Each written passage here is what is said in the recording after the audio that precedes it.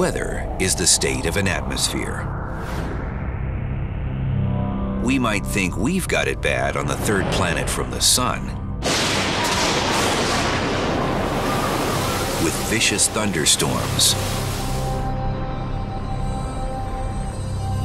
oppressive heat, and temperatures so low they're sometimes unbearable.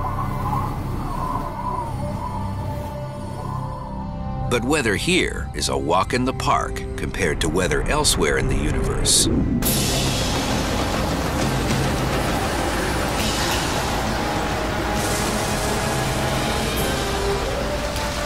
Rain, wind, and storms take on a whole new and strange meaning. And while the mechanics that power these weather events are strangely similar to Earth's, the results are terrifying to contemplate.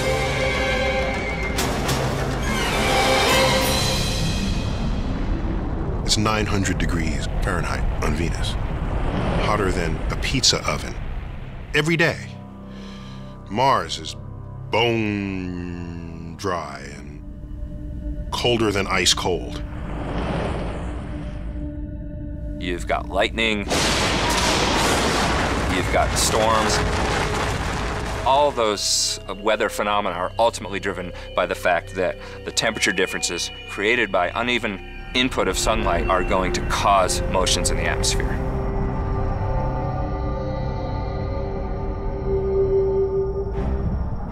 Perhaps the answers to Earth's ultimate fate lie in the great unknown of space. And we're counting down the most extreme weather the universe has to offer. You want to learn about which way our planet can turn climactically? Have a look at some neighboring planets within our own solar system. Scientists know all weather starts with one thing: heat. Heat is a catalyst that creates winds.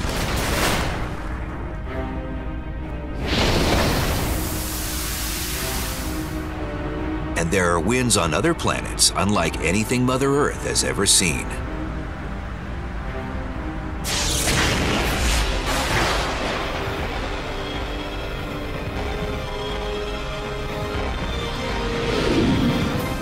Jupiter is a monster planet. If you add up all the planets together, they would not total the gigantic planet called Jupiter.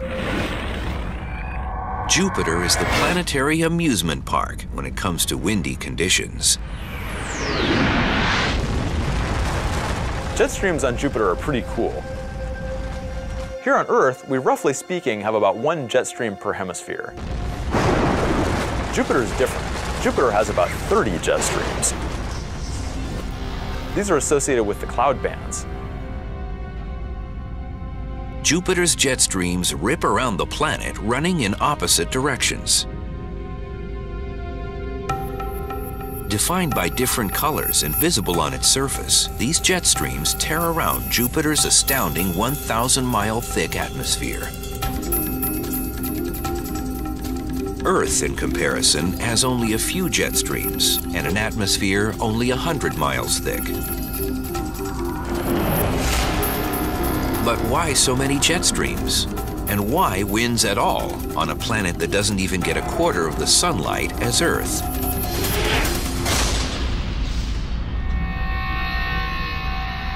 One theory suggests these winds are a direct result of this hot planet just trying to cool itself off. Jupiter's a huge planet, over 300 Earth masses, and it formed with a huge amount of heat. And it's so big that it's still trying to get rid of this heat of formation.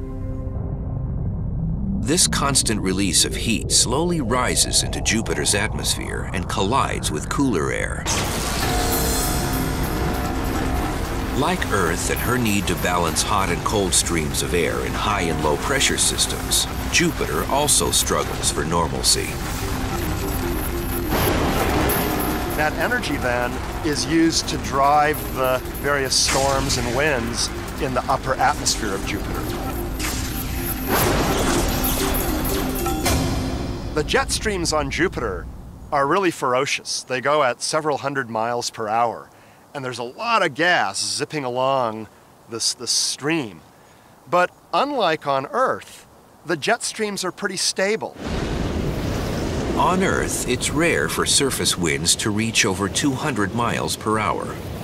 The jet streams on Jupiter reach speeds exceeding up to about 300 miles per hour. That's really fast. And you can't get out. You're trapped inside the jet stream. Traveling through Jupiter's equatorial jet stream would be like a roller coaster ride from hell. It's like this continuous, never-ending roller coaster ride. I love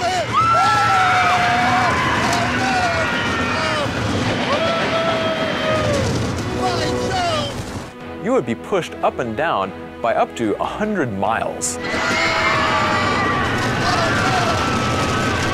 This is huge. It would lead to a much greater change in pressure than going from the Earth's surface up to the top of Mount Everest.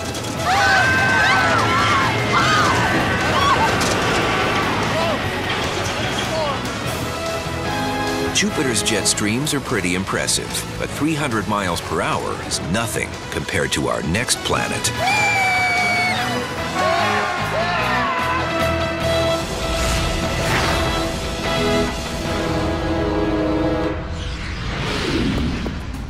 At first glance, Neptune is the last place scientists expect to find wild weather, let alone vicious winds.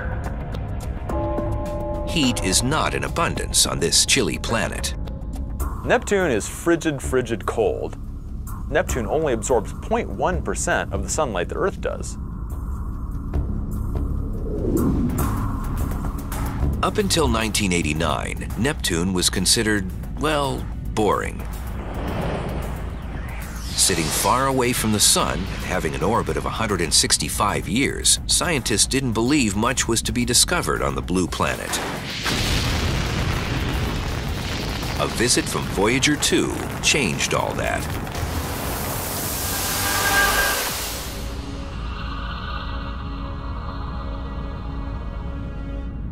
As the orbiter zoomed past the planet, scientists were shocked to discover traces of clouds. Most surprising, these clouds were traveling around Neptune at ferocious speeds. Something was carrying them, but wind so far away from the sun? Neptune is the windiest planet in the solar system. Winds blow on the surface of Neptune over 1,000 miles per hour. Imagine that, breaking the sound barrier every time you simply look up and the winds blow past you. Scientists estimate winds reach up to 1,500 miles per hour, depending on weather conditions and storms that develop. A major unsolved puzzle in our solar system is the fact that the wind speeds on Neptune are actually much faster than those on Jupiter, despite the fact that Neptune receives only maybe 4% of the sunlight that Jupiter does. This lack of sunlight, or heat, completely contradicts what scientists know about how winds develop here on Earth. You might think that the stronger the sunlight, the stronger the winds would be. This is obviously not true when comparing Earth to Neptune, since Earth's winds are typically maybe 30 miles per hour, whereas those on Neptune reach 900 miles per hour.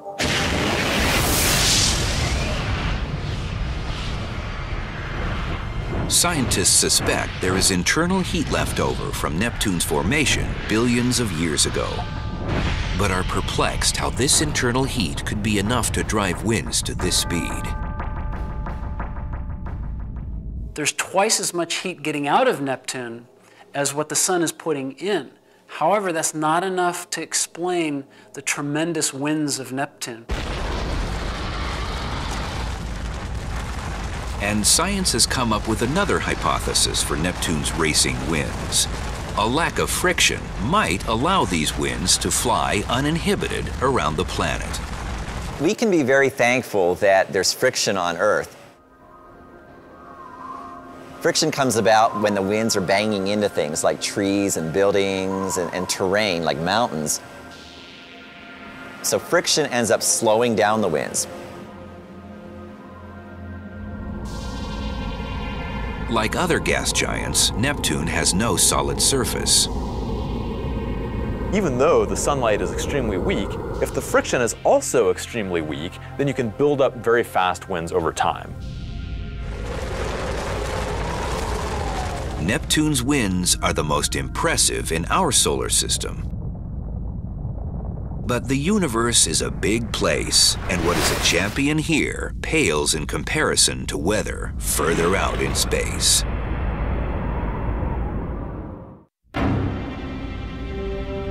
Perhaps the most exciting discovery in planetary science are the most amazing winds we could hope to never experience.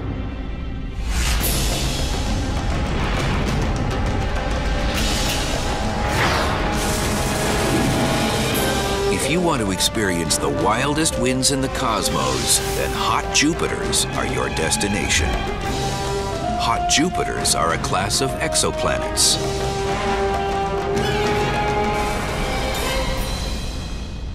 It's definitely not a place you want to be. It's much, much worse than Neptune. It's much hotter, the winds are much faster, so if you want a nice kind of calm place to set up shop, you'd probably be better off going with Neptune. These guys are definitely much, much worse.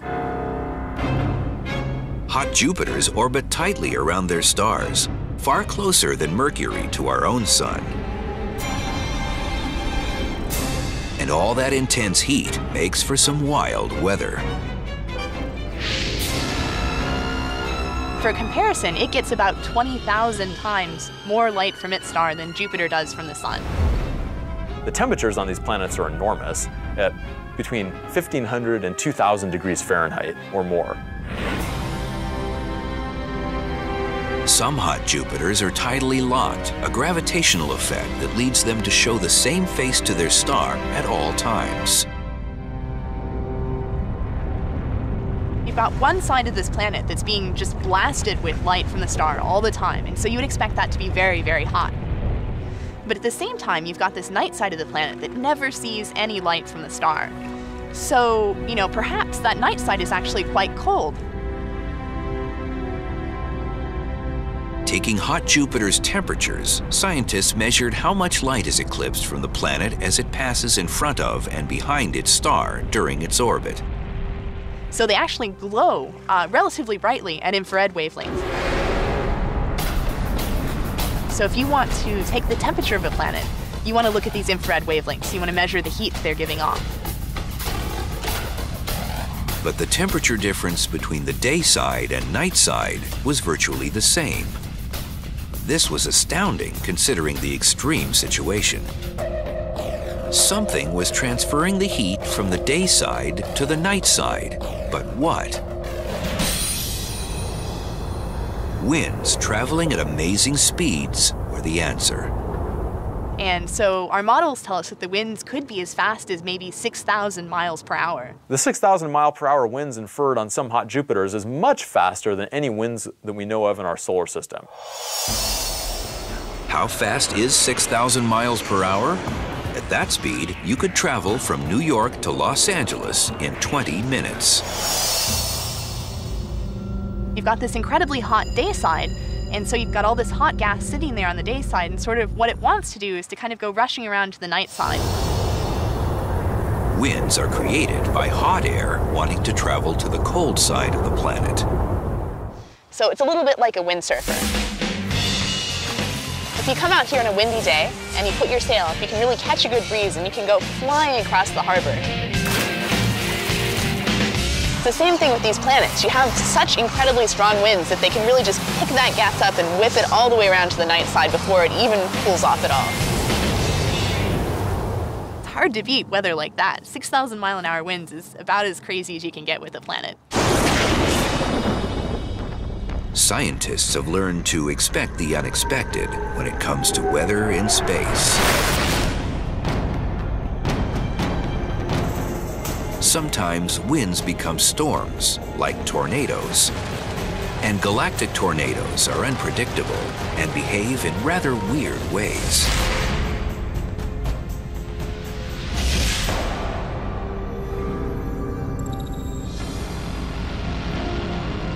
Recently, a tornado of epic proportions was discovered in space. This space tornado is a Herbig-Haro object created by winds as the result of a forming star.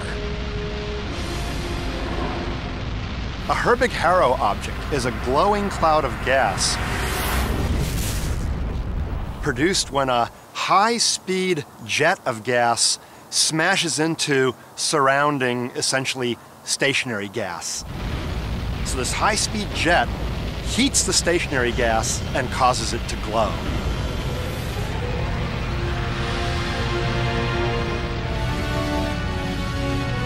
This object would easily be #1 on the list of wildest tornadoes in the universe, except for one important fact. It's not actually a tornado.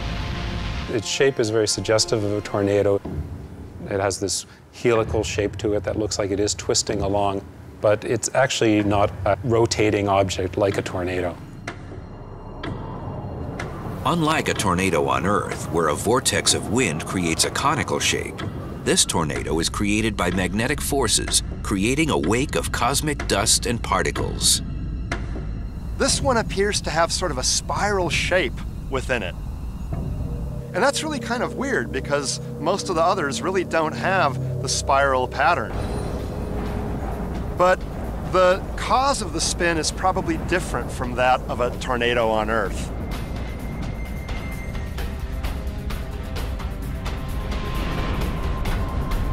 #2 on the galactic tornado list is much more like tornadoes we find at home, and it's a towering presence.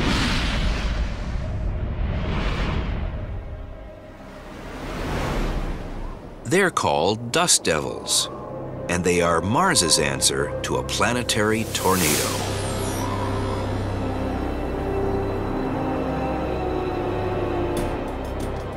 Dust storms on Mars are pretty cool.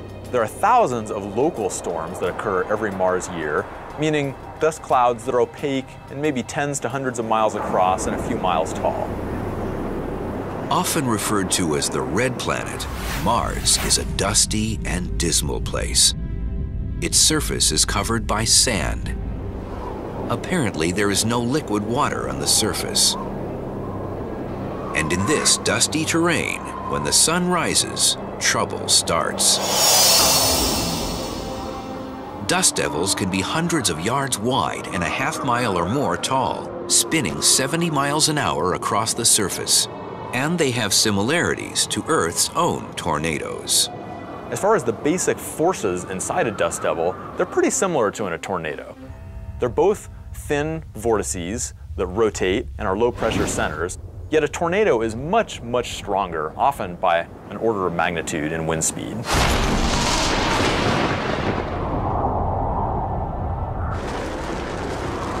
The power of a tornado is undeniable.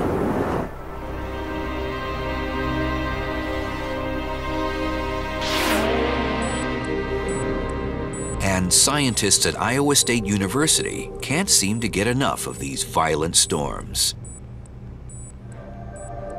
Here, they have built the largest tornado simulator in the world to understand vortex formation.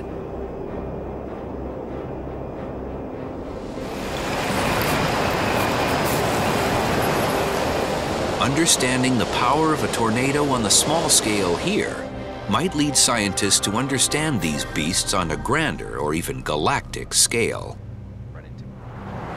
Scientists use dry ice and packing peanuts to observe vortex behavior. There's a 6 feet diameter fan on top of me, as you can see, which produces the suction, and the flow goes up and comes through the outer duct, and it's rotating, and then the flow converges to the center and again goes up. And as it's going up, it produces the vortex of a certain size, which we can control. Combined, these elements perfectly mimic the formation of a vortex as it swells from its base and grows to a funnel. Scientists know that just like tornadoes on Earth, dust devils form from the ground up. sunlight comes down and heats up the surface, and that heat needs to be convected away by hot blobs of air. As these hot blobs move away from the surface, air is drawn in, and just like an ice skater pulling in her arms, that air spins up, moving faster and faster, and with those higher speeds, kicks dust up into the atmosphere. As this hot blob of air moves away from the surface, the dust devil will become taller and stronger, reaching altitudes of several hundred meters or more and widths of typically 100 meters, and will get stronger as dust continues to be injected into its interior. And then the dust devil will move off into the distance. However, if a future space colonist was trapped in a Mars dust devil, it wouldn't be fatal.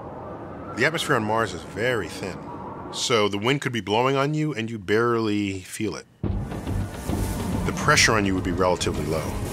So you're not going to say, oh, what was that? I just got bowled over by a dust devil. No, that's not going to happen.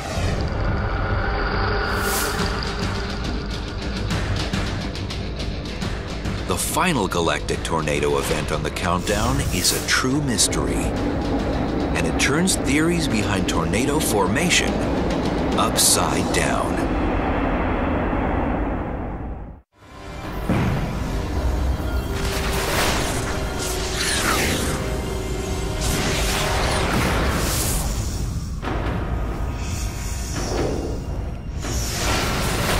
The final tornado on the countdown is double trouble.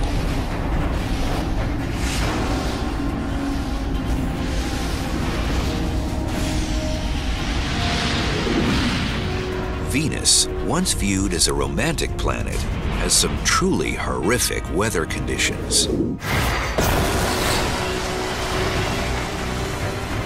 Oppressive heat, the greenhouse effect gone amok. This is one planet that is constantly trying to cool itself off with no success.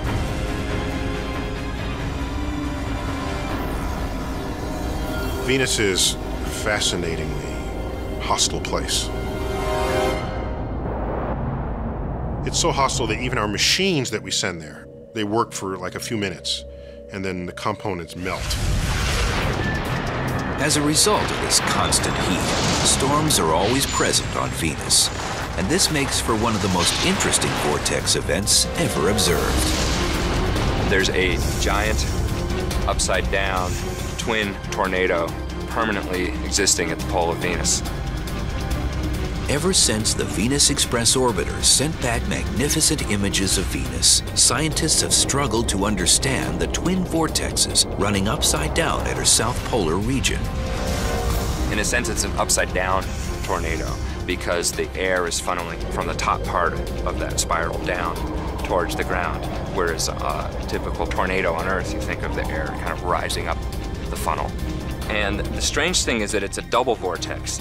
That is, picture two giant tornadoes sort of rotating around each other, and you can see the two lobes, the two halves of it here. Scientists believe the vortexes are a result of heat transfer in the atmosphere. Heat rises at Venus's equator, then sinks at the coolest section of the planet. Like a bathtub draining, where the water is, that flow is concentrated on the drain, and it leads to this spinning motion. Why it's a double vortex, we don't really understand. That is still mysterious. This storm is an enormous presence on Venus. It's thousands of miles across. The winds it generates are hundreds of miles an hour. And these vortexes are a permanent fixture on Venus.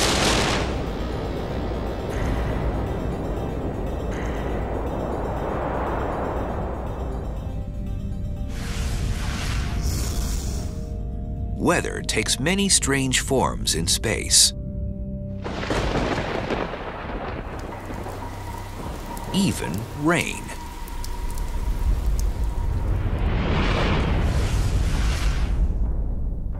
But other planets have atmospheres made up of different chemicals.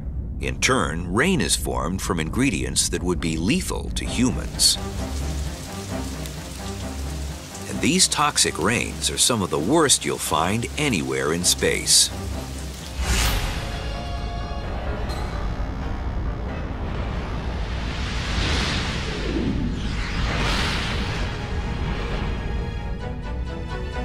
Far out past the rings of Saturn lies the second biggest moon in the solar system.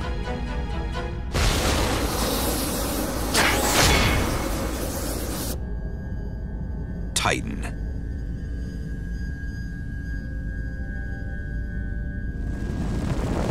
In 2005, the Huygens Cassini probe pierced Titan's atmosphere, landing on its surface. What it discovered was a place with features eerily similar to Earth's. Titan is the only planetary body in the solar system that has seas, like Earth.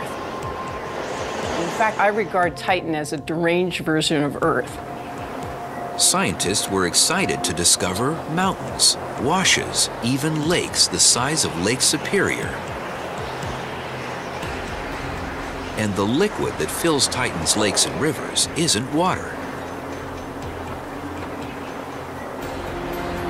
It's methane. I wouldn't want to go swimming in one of those lakes. They're liquid methane, which is extraordinarily cold. And that means when condensation occurs on this planet, it rains methane.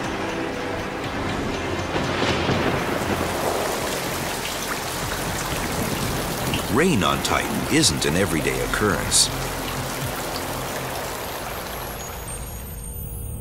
In fact, scientists have only witnessed cloud formation a few times. But the evidence is everywhere. Deep washes as a result of significant rainfall. Here we are in Tucson. It hasn't rained for days, and it doesn't usually rain, but occasionally it rains very strong, and we get a lot of water coming through this wash and eroding this wall. This is the same kind of evidence we see on Titan, where usually it doesn't rain, but occasionally it produces phenomenal washes. Rainstorms on Titan might be pretty violent. We see lots of erosional patterns on the surface that suggest that some of these storms have been pretty powerful. Scientists believe it takes time for a storm to develop on Titan. And every once in a while, enough clouds build so a rainstorm occurs.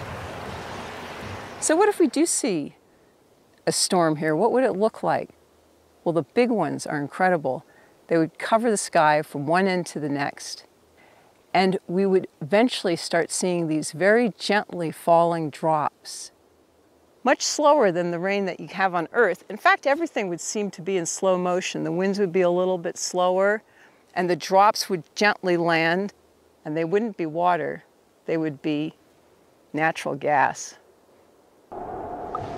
Imagine a toxic drizzle with the consistency of waxy crude oil, all at minus 300 degrees. That's Titan.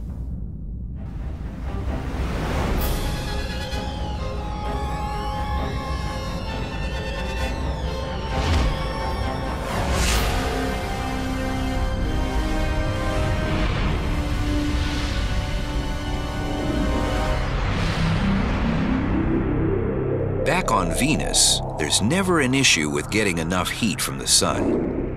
With carbon dioxide forever trapped in the atmosphere, it has a greenhouse effect gone wild. All that heat creates condensation and clouds, thick with sulfuric acid. Here's the irony. Venus is named for the goddess of beauty. The source of the beauty of Venus is one of the most potent acids known to science. In other words, women are not from Venus. There seem to be storms and convection patterns that move around. There are places within those clouds that are very turbulent.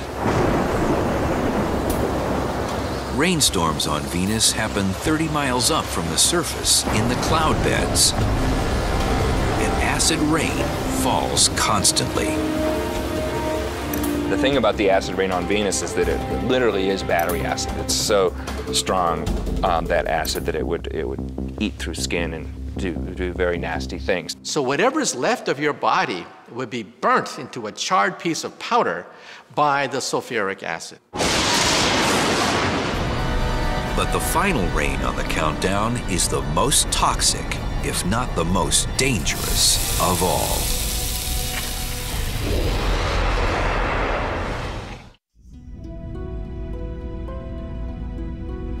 Throughout the universe, failed stars called brown dwarfs hide in the shadows. While they're more massive than our largest planet, Jupiter, they are so faint, telescopes have trouble detecting them.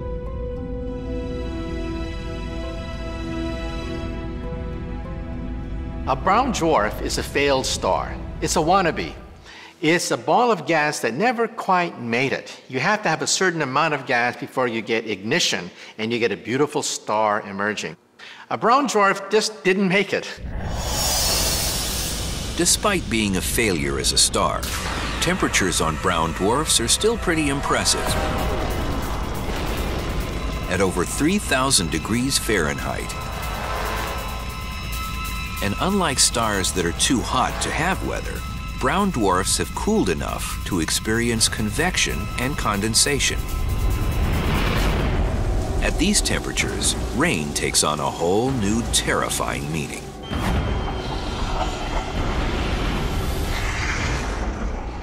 Deep in the atmosphere of a brown dwarf, it's so hot that even iron is a vapor. It's a gas, like water is in our own atmosphere.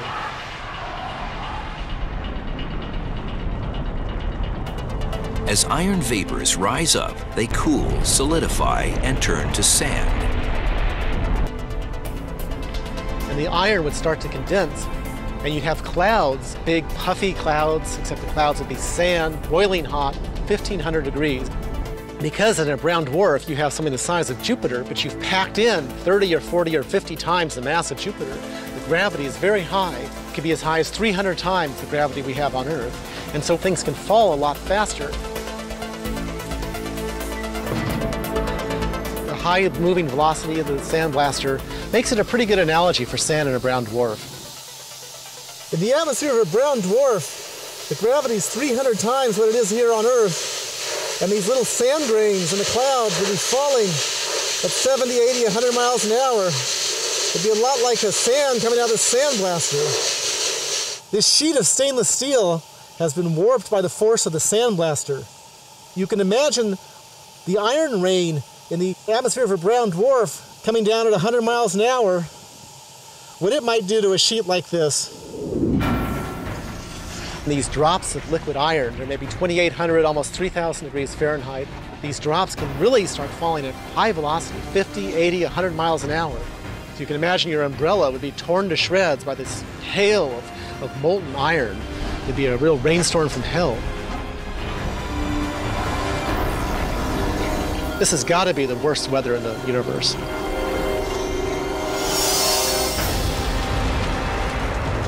Heat, convection, condensation.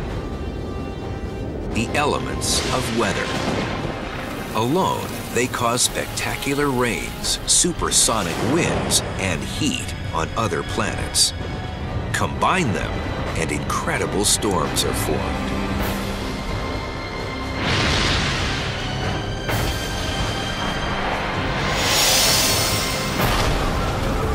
A storm needs a temperature difference. On Earth, every storm is a result of uneven heating by the sun. The easiest example is the ocean is colder than the land.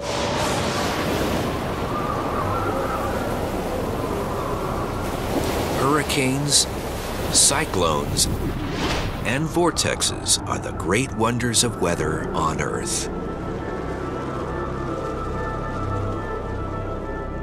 But also in space.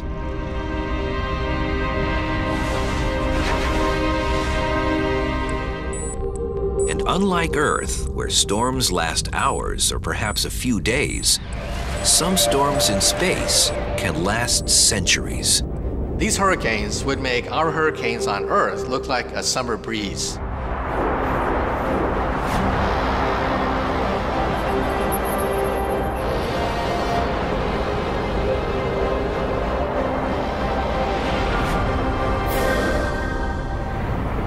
Neptune has the fastest winds in the solar system. But it also has a great dark spot, a mysterious hurricane-like storm that appears and disappears with no warning. It flies around the planet counterclockwise. Discovered by Voyager 2, it's big, with black and blue features. It appears to be a fierce storm, about the size of Earth. Scientists don't know what causes it to form, or why it's black. It's a mystery, like another storm in our solar system.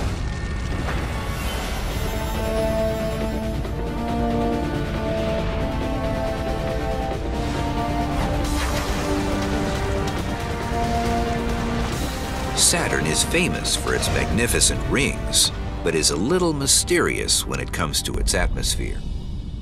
But sit back and wait 30 years, and Saturn will put on a storm so magnificent it would impress Mother Nature herself.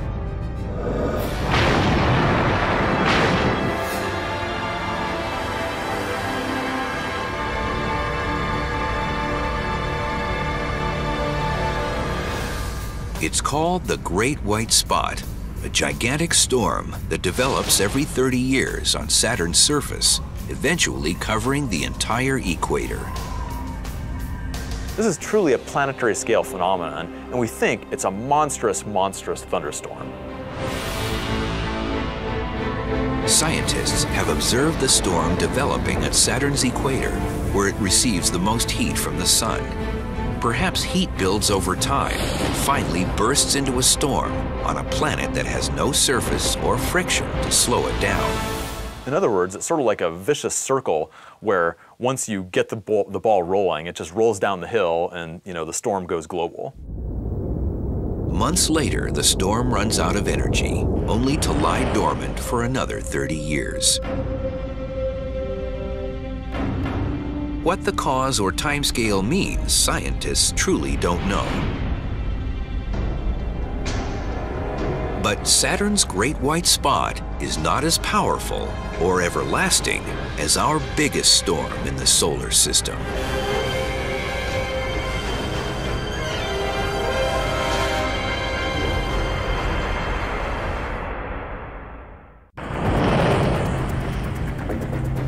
Jupiter has long been a source of fascination for scientists when studying wild weather in space. And its great storm has been a feast for the eyes for centuries.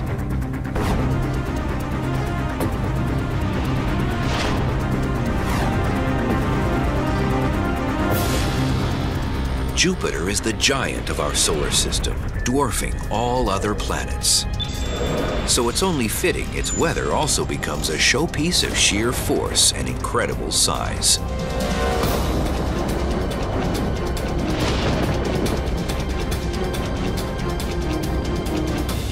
In 1664, the astronomer Robert Hooke noticed something strange about Jupiter. There was a pimple there, which we now call the Great Red Spot. It's been stable. Think of it. A planetary storm, several times the size of the Earth, stable since 1664. This is one of the amazing features of our solar system. The Great Red Spot was named that long before we knew what it was, because you can see it from a telescope on Earth. And so for hundreds of years, people have known about this Great Red Spot. The Great Red Spot is the most impressive storm of our solar system. And it's been churning for at least 300 years. The mother of all hurricanes in our solar system is actually on Jupiter. It's not technically a hurricane, but it behaves very much like one. It has a heat source, it has swirling winds, but it dwarfs anything on our planet. This storm is so big you could take 2 Earths and stick them right inside the storm. The winds are blowing at 300 miles an hour.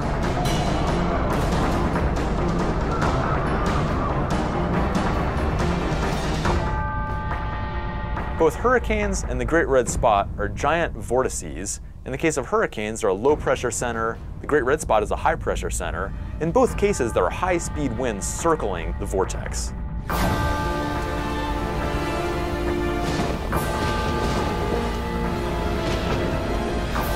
Like a giant eye, the storm continuously circles Jupiter.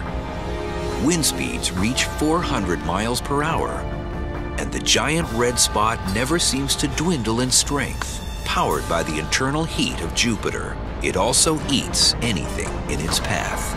If you're a small vortex and you're in the path of the Great Red Spot, look out. You're going to be gobbled up like a little fish. Scientists believe the lack of friction or surface on Jupiter might allow this storm to churn uninterrupted for centuries more.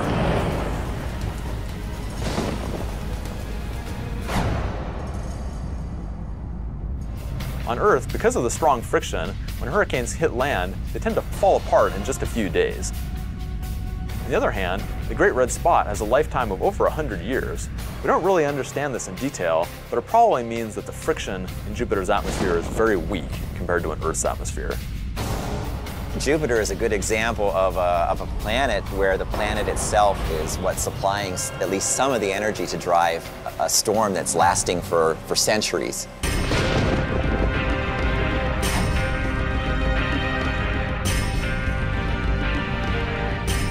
Weather, the state of an atmosphere.